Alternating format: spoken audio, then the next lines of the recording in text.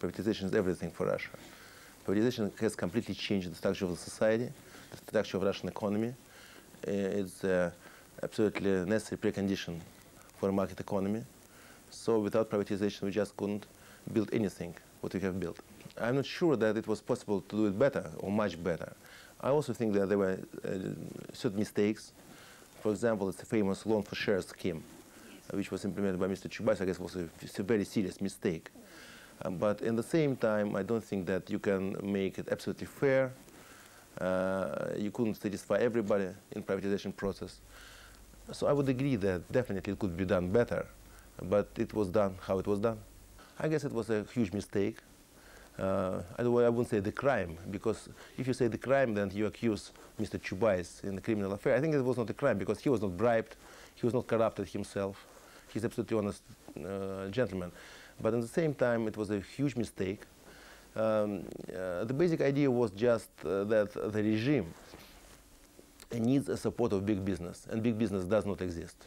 So it doesn't matter how, but you have to distribute big pieces of state wealth to the personalities.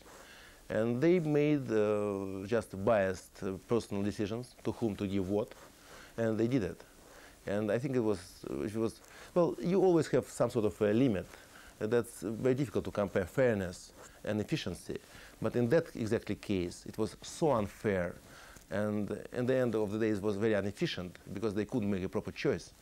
And so we were very strong critics of this scheme. And in fact, I spoiled my relation with Mr. Chubais personally forever. After that, we didn't participate in the scheme, Alpha. And I guess it was really a huge mistake because it was too unfair.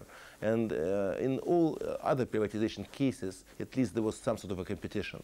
I'm sure that Mr. Chubais personally was not corrupted at all. And so basic idea, that was a wrong ideology. It was not corruption, no. Chubais really thought that we need to build big business groups. That was his political, ideological choice, made after some mental pressure from some friends of him, from some big businessmen who wanted that. I won't mention names, but anyway, there were certain people who influenced him, and he believed in that.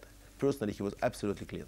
They always quoted some famous Nobel Prize winner who said, it doesn't matter how property is distributed, it's important that it is distributed.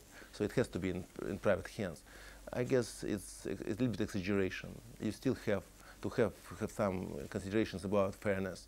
In that case, they forgot about fairness absolutely. It was a mistake. He believed that we have to build very strong business groups in order to support.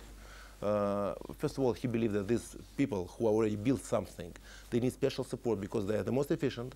So if you give them additional property, they will be able to manage this property more efficiently than anybody else. So that's good for efficiency. And from the other hand, he believed, Chubais, and maybe Yeltsin as well, that these big groups are necessary to combat with communism.